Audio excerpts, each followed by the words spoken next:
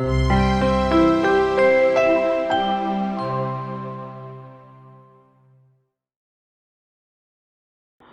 to everyone.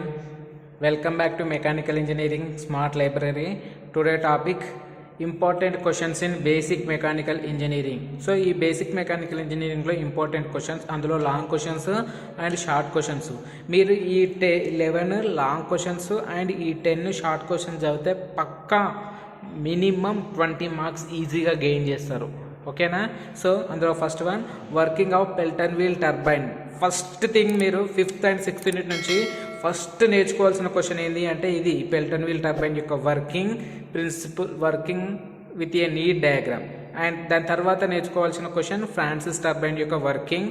And మీకు time ఉంటే Kaplan turbine గురించి నేర్చుకోండి, కానీ పక్కా ఈ రెండు మాత్రం నేర్చుకోవాల్సిందే, Pelton wheel and Francis. Next working principle of simple impulse turbine.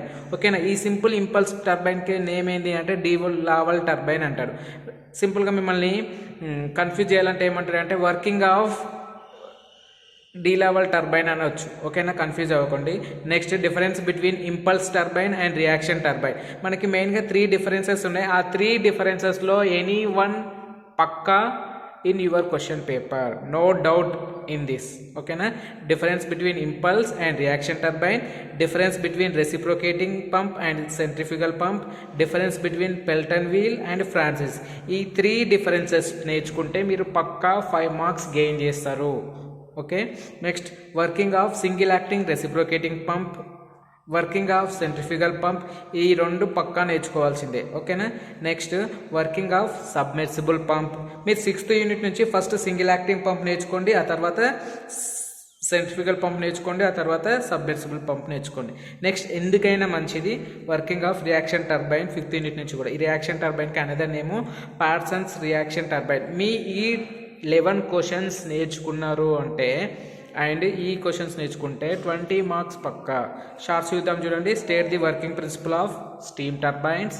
Next classify the turbines according to direction. ఇది వెరీ వెరీ ఇంపార్టెంట్.